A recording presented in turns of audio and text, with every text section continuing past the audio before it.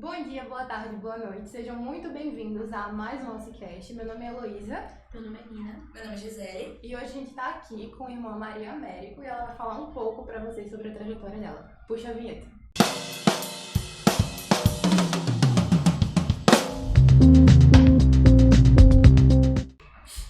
Bom, irmã, então já pra começar, a gente queria perguntar à senhora como nasceu o seu chamado pra vida religiosa. Olha, eu estudava com as irmãs salesianas lá em Silvânia, num tempo em que, para estudar, era muito difícil, porque onde nós morávamos só tinha até o chamado quarto ano primário daquela época, seria o quarto ano, quarta série hoje, né? Era quarto ano primário. E depois, ou parava de estudar, ou ia estudar nos internatos, porque ali a escola acabava ali. Então, papai não podia pagar para nós lá no internato, porque o internato era muito caro. Era pagar para... Nós éramos 7 irmãos, só que foram 3, depois mais 3 e um que eu nem cheguei a quase conviver com ele, que nasceu depois que eu já tinha saído de casa. Mas acontece que a gente foi estudar ali. E ali a gente trabalhava para poder estudar, não era que o papai conseguia pagar para a gente ficar sem trabalho. Então nós trabalhávamos, cuidávamos limpávamos as salas de aula, os pátios, tudo para a gente poder. Era um programa de governo, não era um programa só das irmãs, não. Então a gente podia estudar, mas colaborava com essas coisas. Acontece que ali eu pude conviver muito com as irmãs. Só que eu não pensava ser irmã, não, ser muito honesto. Eu não pensava, não. Porque eu, desde criança, eu sempre fui um pouco namoradeira, assim, igual a menina adora, 5º ano, já tem um namoradinho, eu era assim. E aí chegou, as irmãs sempre me perguntavam se eu não queria ser irmã. Eu falava, não quero não, não quero. Aí um dia eu fui conversar com o padre Januário, que atendia a gente no colégio. Falei, olha, eu tô com raiva das freiras. Que isso, minha filha, você tá com raiva das irmãs, o que elas fizeram com você? As irmãs são tão boas. Eu falei, tá me perguntando se eu quero ser irmã, não quero.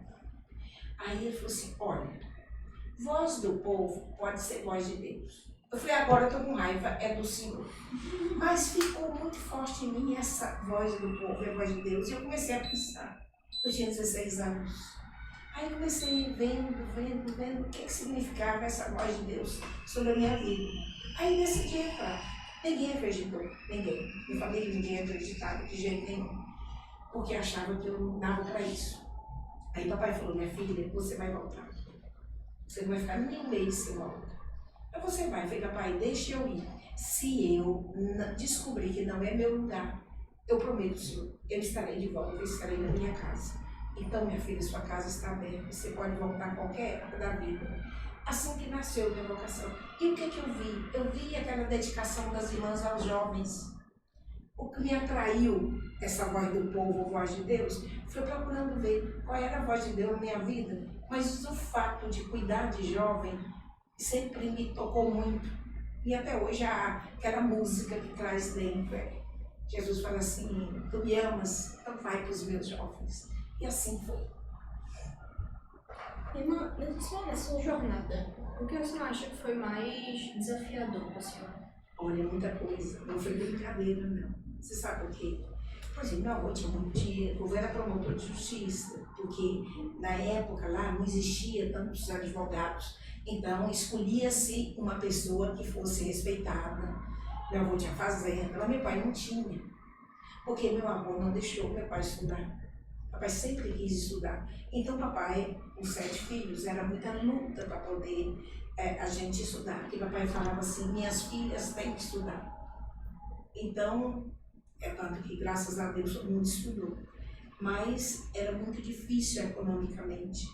Então, um dos desafios foi ter a gente, no colégio, todo mundo ia às férias 2 vezes por ano. Mas nós não. Por quê? Porque para ir para minha casa eram 4 dias de viagem para ir, 4 para voltar. Como nós só tínhamos 15 dias de férias, então ficou muito difícil. As irmãs falavam assim, vocês ficam o mês de julho inteiro, no fim do ano vocês têm 15 dias a mais. Então, uma das coisas que foi sofrido para mim foi isso. O fato de não poder ter 2 férias por ano lá em casa.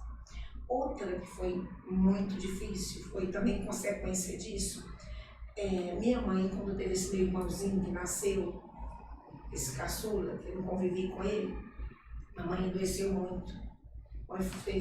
Papai teve quase que vender nosso pedaço de terra para poder estudar, né? Para a mamãe, para salvar a saúde da minha mãe, de fato, graças a Deus, salvou. Mas isso significa que ficou muito difícil para casa economicamente. E quando eu fui embora, para poder ir para minha casa, para ir para o colégio, para ser irmã, que eram 4 dias de viagem, mamãe foi me levar. Mas mamãe só pôde ir 2 dias de viagem, chegou uma cidade lá. Mamãe não pôde continuar, porque faltava o dinheiro para ela me levar até o final. E teve que comprar umas coisas para mim, tinha que levar quando entrava para ser irmã, na mala, essas coisas assim. Então, eu atravessei um rio, me lembro direitinho. Tinha Rialma, de um lado da cidade, Séries do outro, que é onde tinha uma irmã da minha mãe morava, ela ficou na casa dele, e a gente atravessou. Aí eu olhar minha mãe chorando, porque ela não pôde pagar para ir me levar, e eu fazer 2 dias de viagem, sozinha, aquilo doeu muito. Então, essas primeiras etapas da vida. Agora, depois também foram acontecendo outras coisas. Naquele tempo, quando a gente entrava para ser irmã, hoje, graças a Deus, vai em casa, os parentes vão. Mas quando eu fui de Silvânia, Goiás, para Belo Horizonte, tinha mais 2 dias de viagem. Então, significa que a distância da minha casa eram 6 dias de viagem. Meus pais não tinham condição de ir lá. Mas nós não íamos em casa nas férias. Eu fiquei 6 anos, que eu só vi minha mãe uma vez, porque ela adoeceu. Meu irmãozinho que tinha nascido, eu vi com 4 anos. Eu cheguei a ver meu pai, depois de 6 anos. Meu irmão, que foi minha paixão, que eu pus no colo, que eu deixei com 7 anos. Esse meu irmão eu só fui ver com 13 anos. Minha irmã, que eu deixei com 9, eu fui ver com 15. E assim foi muito difícil. Porque eu sentia muita saudade de casa, muita saudade. Hoje, graças a Deus, é diferente. Por exemplo, naquele tempo que eram 4 dias de viagem, hoje se vai em 10 horas, porque foram construídas estradas, tudo foi muito, né? Mas essa parte aí de saudade da minha família foi muito forte. Depois a vida vai trazendo alegrias, mas vai trazendo também dificuldades. Vocês querem ver? Eu sempre morei muito longe da minha família, sempre. Porque onde meus pais moravam, também quando eles foram morar em Silvânia, onde eu estudei, meus pais se transferiram para lá. Mas quando eu fui morar, eu sempre vivi longe. Então, nunca tive essa possibilidade de estar mais perto da minha família. A mãe dizia, minha filha, eu sempre ocupei funções que exigiam essa minha ausência, né? Mas tudo bem, eu sentia assim, muita falta também da minha família. Mas sempre eu tive muita convicção de que eu não estava fazendo a coisa errada. Meus irmãos sempre foram muito legais. Por exemplo, a mamãe adoeceu, teve um câncer. A mãe tinha 69 anos. Eu morava em Belo Horizonte, eu era inspetora lá. E era muito difícil, eu até visitar minha mãe era pouco. Mas meus irmãos cuidavam muito, minha família cuidou muito e sabia que isso era. Mas essa distância também geográfica era doloroso. Porque mamãe, e ela dizia, minha filha, meu sonho é você deixar de ser inspetora. Para você, era a primeira vez, depois eu fui a segunda lá e agora a terceira. Ela falava assim, meu sonho é você não ser mais inspetora, para você vir morar aqui nesse colégio onde você estudou. Só que minha mãe morreu um ano antes de eu deixar de ser inspetora. Então essa distância geográfica também foi. E depois assim, eu sempre fui fazendo tarefas que não foram fáceis. Cada vez que eu estava mais preparada para uma tarefa, mudava. Por exemplo, meu sonho era ser professora. Meu sonho, para isso que eu fiz letras na minha juventude. Meu sonho era ser catequista. Meu sonho era ser assistente de pátio. Para mim bastava isso. Eu não pensava em outra coisa. Mas um ano depois que eu terminei a faculdade de letras, porque eu podia dar aula só até 6ª série, porque eu tinha o curso normal, e quem tinha o 4º ano do curso normal podia dar aula até 6º ano, podia dar naquela época, chamava 6ª série. Só que eu parei, quando eu terminei a faculdade, eu só dei aula mais um ano. Aí precisou de alguém para ser diretora de escola no Colégio Merlândia e diretora de comunidade. Eu tinha 33 anos. Então eu deixei a escola, fui para a escola para ser diretora. Lá em Uberlândia tinha que ser, tinha que ter pedagogia, não tinha. Mas como era interior, eu pude deixar a pedagogia, fazer à noite. Então eu era diretora de uma escola de 900 alunos, de uma comunidade de 14 irmãs, e eu era do colégio, aí eu ia para a faculdade à noite. Segundo ano, precisou de uma beça de noviça em Belo Horizonte. Aí eu tive que deixar isso aí e ir para Belo Horizonte. Depois de 2 anos, voltei à faculdade da Católica em Belo Horizonte. Quando eu terminei os 6 anos, falei, vou voltar para a escola. Mas eu voltei para a escola e durou pouco. Porque aí precisou de uma pessoa para coordenar o trabalho da província, ela foi eu. Terminei os 4 anos, falei, vou voltar para a escola. Aí precisou da inspetora. Aí pronto, fui ser inspetora. Terminei, fui correndo para o colégio. Só fiquei 9 meses, fui eleita do Conselho Geral em Roma. Tive que ir para lá, fiquei 12 anos. Voltei, falei, vou para a escola. Mas na hora que eu voltei, um mês depois eu já era inspetora a segunda vez. Terminei, fui para a escola, fiquei 3 anos. Aí a mais geral pediu para eu vir para cá. Então minha trajetória foi sempre assim. Eu sempre adorei pensar na escola, pensar nos jovens, amava. As irmãs mexiam comigo, quero só ver. Depois de 25 anos, que você está fora da escola, como é que você vai achar a escola hoje? Hoje, gente, foi como se eu nunca tivesse saído. Para mim foi a mesma coisa, amei. Depois vocês cortam e põem só o que vocês querem, tá bom? Amei, adorei, foi bom demais. O que mais? Eu queria fazer uma pergunta para a senhora, porque a senhora detalhou bastante e da missão da senhora. E eu queria que a senhora dissesse para a gente uma frase que definisse essa sua missão toda, essa sua trajetória até aqui. Uma frase? Olha, eu sempre digo para mim mesma, acredite naquilo que você faz. Mas, sobretudo, acredite naquilo que você é e que você pode vir a ser. Porque a gente nunca é completo. A gente está sempre se construindo. E a gente pode ser sempre melhor. Agora, eu tenho que acreditar que aquilo que eu estou fazendo é uma missão. E é Deus que me escolheu para cada missão. Bom, eu acho que basicamente eu quero perguntar, a senhora já deu uma breve resumida. Mas assim, o que a senhora falaria, o que a senhora acha sobre esses jovens que têm dentro de si a vontade de seguir essa vocação religiosa, mas por insegurança, por medo, assim como tudo que a gente sente na vida, não é que não aceitam, mas ficam receosos de que será que eu devo ir ou não? Olha, a primeira coisa que eu digo é assim, quando uma jovem sente dentro de si uma inquietação, porque vocês viram que dentro de mim foi inquietação. Aquele negócio lá, que Deus, quer dizer, É a voz de Deus. a voz de Deus, né? Aquilo que tocou. Agora, o que eu diria para a jovem hoje? Se ela sentir a mínima inquietação, procure um adulto para ajudar. Porque o adulto, eu procurei aquele padre, o adulto ajuda a gente a discernir. Agora, você também pense que para ser irmã é um processo. Você não entra e já é certo que você já entrou irmã, não. Gente, são, no mínimo, são 10 anos para você ser irmã perpétua. Para você ser irmã igual a Olivia é, que não é de votos perpétuos, aí você, no mínimo, 4 anos. Mínimo. Agora, para você chegar a fazer votos perpétuos, já são mais 6 anos. Então, isso vai fazer você também fazer um discernimento. Chega lá, tem todo um processo, chama aspirantado. Aspirantado quer dizer, eu aspiro, eu desejo, mas eu não sei se é meu lugar.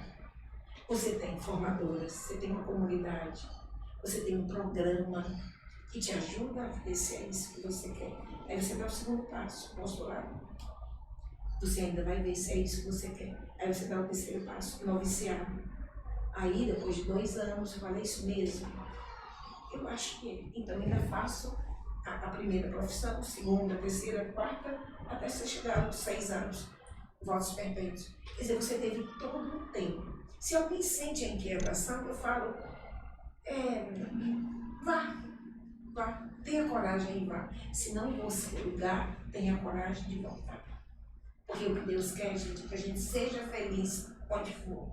Hoje eu digo para mim, se não fosse o meu lugar, eu não teria sido feliz, eu teria voltado. Então, vá, tenha coragem de ir. E se lá não fosse o lugar, você vai ter todo um acompanhamento para te ajudar. Agora, se não fosse o lugar, também tenha coragem de voltar.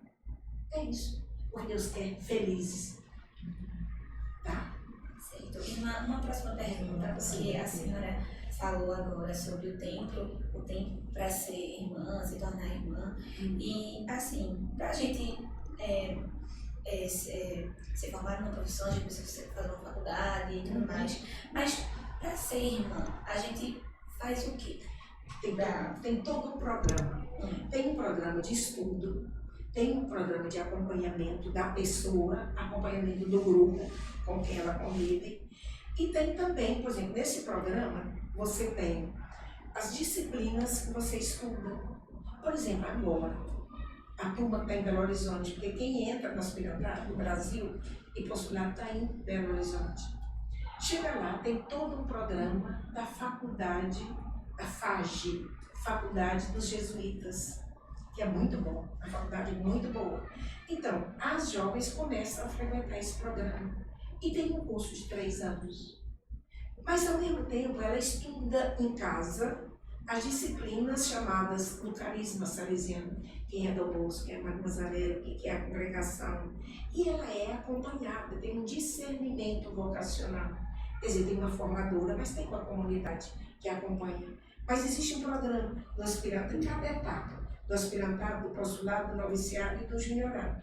E tem também as experiências apostólicas, missionárias.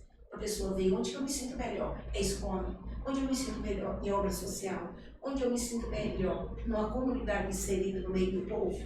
Então ela vai ajudando também a pessoa a ver onde ela se sente melhor realizando sua missão. Eu queria perguntar para ela, já que a senhora falou tanto das suas missões, das comunidades que a senhora trabalhou, que a senhora foi para Roma, para diversos estados do Brasil, qual foi uma missão, uma comunidade, uma situação que tenha mais marcado a senhora, marcado no coração da senhora? Até posso dizer que várias, mas teve uma que me tocou profundamente. Eu estive no Haiti, depois daquela catástrofe. Vocês viram, ainda bem pequenas, né? Quando aconteceu aquilo ali, eu estive no Haiti. Então, você vê bairros inteiros que não tinham sido ainda nem tocados, e os corpos estavam ainda ali. Foi muito doloroso. Você via as escolas que caíram, por exemplo, no Salesiano muitos morreram educadores e jovens, estavam lá na escola. A nossa da escola que caiu também, o terremoto. Mas tem uma coisa que foi bonito. Parou, não tinha mais nem pensar em escola. Quem pôde, nossas escolas se tornaram assim, se fizeram barracas lá dentro e se tornaram a casa do povo. E ali foi acolhendo famílias, ali se distribuía alimento e foi mais de 1 ano assim. Agora ali duro foi que eu estava fazendo numa comunidade de irmãs que estava nessa situação. Porque o povo, quando se cansa, gente, aí a violência cresce. Essas situações criam violência. Aí teve um desentendimento, aí assassinaram um homem na porta da gente.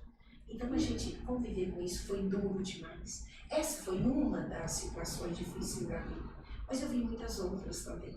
Mas essa aí foi uma que doeu ver aquilo ali. Bom, e acho que agora, para finalizar, a nossa última pergunta seria: que mensagem final a senhora deixaria para os alunos aqui do Colégio Auxiliador? Primeira coisa que quero dizer, eu me sinto muito bem no meio de vocês. Me sinto mesmo. Eu me sinto, parece que eu estou começando a viver agora comigo. E pensando assim, meu Deus, se eu viver mais 100 anos, eu queria estar vivendo no meio de vocês. Foi pouco da minha vida. Mas eu quero dizer para vocês uma coisa, os jovens, as dificuldades do mundo de hoje existem, como também existiram desde que o mundo é mundo, sempre existe. Mas o que eu digo para vocês é assim, não desanimem nas dificuldades. Vão para frente, acreditem no futuro, mas no futuro que começa agora. O futuro não é daqui tantos anos. O futuro começa hoje. E vocês vão ser amanhã aquilo que vocês estão construindo hoje, aqui dentro do colégio. O mundo precisa de jovens capazes de construir pontes. Agora tem outra coisa também que eu quero deixar com carinho, sobretudo para os maiores que já entendem mais. Muitas vezes o jovem, eu também já fui, é impaciente. E a gente quer derrubar o muro assim, né? Tem um muro, a gente vai. Não é assim não. O muro é forte. O muro é de cimento. O seu braço chega aqui, o muro está lá. Agora, sejamos abridores de brecha. Nas situações da vida, nós temos que ser abridores de brecha. Se cada jovem vai abrindo uma brecha no muro, e tem hora que o muro, você sabe, é de muitas coisas que acontecem por aí, de tanto abrir brecha, o muro enfraquece e cai. Então não vamos ser derrubadores de muro, não. Vamos ser abridores de brecha. E do outro lado tem outro mundo, que não é só aquele que eu estou vendo, não é só o mundo da guerra, não é só o mundo da fome, não é só o mundo da violência. Tem um outro mundo que eu acredito que nas brechas que os jovens forem abrindo, vão fazendo com que todos descubram: viver é bom, viver é possível. Tá bom?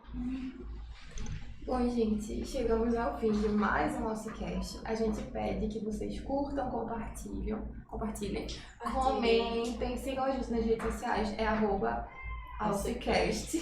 E é isso, gente. Muito obrigada por acompanhar a gente em mais um episódio. Tchau. Até o próximo episódio.